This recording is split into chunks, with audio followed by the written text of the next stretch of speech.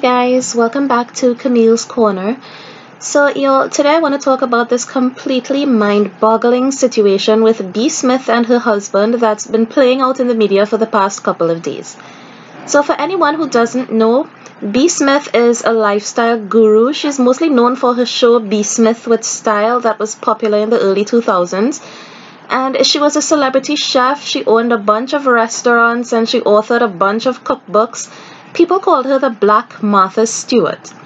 I remember watching her as a kid mostly because we didn't have cable growing up and her show would come on regular TV on Sunday evenings. I still remember the theme song. Believe in yourself, find a style that's right for you.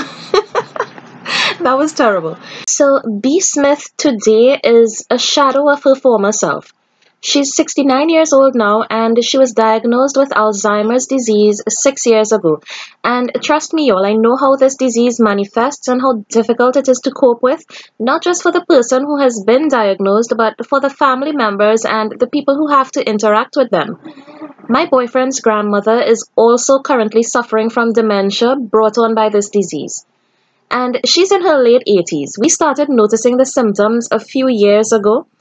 Like she would forget simple things. When we went to visit her, she would remember him, but not me. And mind you, I've known her for like a decade. So every time we went to visit her, he would have to introduce me to her as his girlfriend all over again. And she'd always go, "You have a new girlfriend again?" And he'd keep telling her, no, it's the same one. And it was the same thing with our kids. Every time she saw them, it was like the first time she was meeting them, even though she had met them tons of times before. I always found that strange, that she would remember him just fine, but not me or my kids. Well, eventually things worsened to the point where she could barely remember him either. That's what Alzheimer's does. It progressively worsens and it causes you to lose memory and cognitive skills. So B. Smith suffers from this disease and her husband Dan Gasby has been caring for her, because he's her husband and all and that's his duty to do. But this week, Dan has been under a lot of fire for going public with his new girlfriend, Alex Lerner. Well, people are calling her his girlfriend, but really she's his mistress because this man is still married to B. Smith.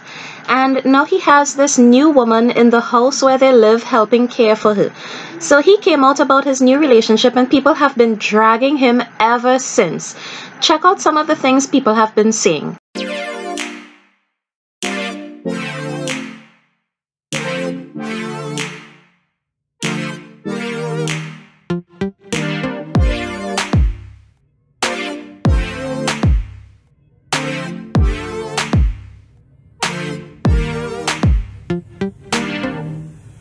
So Dan has hit back at his critics saying he loves his wife but he can't allow her to take his life away. And I can't help but think how incredibly selfish that sounds. You can't allow her to take your life away, but you have no problem taking her dignity away. Because my thing is, nobody knew about this until he decided to go public. And he has cameras filming B. Smith interacting with this new woman like everything is just fine and dandy. And she's not in a position to agree to this. So to me, this is an invasion of her privacy. And I am trying to be objective and trying to see his side because I know what he's dealing with can't be easy. But it's hard not to feel negatively about this because this is a woman that you were married to for 26 years. But the moment things get tough and your vow to honor your marriage in sickness and health is put to the test, you replace her and you bring the new woman into her home. No matter how you swing this, if you truly honor the sanctity of marriage, then this is wrong. And I can't for the life of me understand what self-respecting woman would even want to be in that position. The mistress of a man living with his sick wife? Who wants to be that woman? Now, Dan seems to be going on a press tour doing interview after interview trying to justify this relationship. And he's lashing out at everybody who criticizes him. And I think this is something that just didn't need to be publicized. If he felt lonely and he needed companionship or whatever, do what you want to do in the privacy of your home. But the minute you put it out in the public, you invite public opinion. And this situation reminds me of that movie, The Notebook. You know that Nicholas Sparks novel that they made into a movie starring Ryan Gosling and Rachel McAdams? It was based on a true story and it's one of my favorite books. It told the story of a couple, Ali and Noah, and how they met and got together and all the struggles that they faced in their relationship. But when they got older, Ali suffered from Alzheimer's and she forgot her husband and her children and just their whole life together. And her husband would read to her to remind her of their former life. It was really romantic. So if you haven't read the book or seen the movie, go check it out. This B. Smith situation is like The Notebook minus the supportive husband. And I did a video a few days ago telling y'all why I didn't ever want to get married. Well, add this reason to the list. Because if something like this was to happen to me, I think I would want my husband to move on, but I wouldn't want to be in the home living with him and his new girlfriend. That's disrespectful. I would rather be with my family.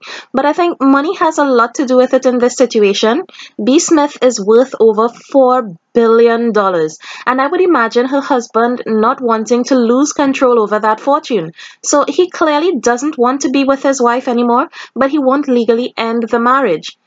It's just a really sad situation, and the only person that I feel any sympathy towards is B. Smith. I don't feel sorry for Dan and his whole sub-story about how hard it is to take care of someone with Alzheimer's. That's what you signed up for. Marriage isn't supposed to be, okay, things are good now, so we good. But if you get sick, bitch, I'm out.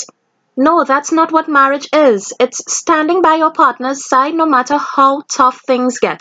And I feel like if you're not prepared to do that, then don't get married. Those vows are meaningless now. So y'all see why I don't want to get married? So let me know what y'all think about this. Do you think Dan shouldn't be getting this much criticism? Or do you think he deserves all the dragging he's getting? Let me know in the comments. Bye guys, and thanks for watching.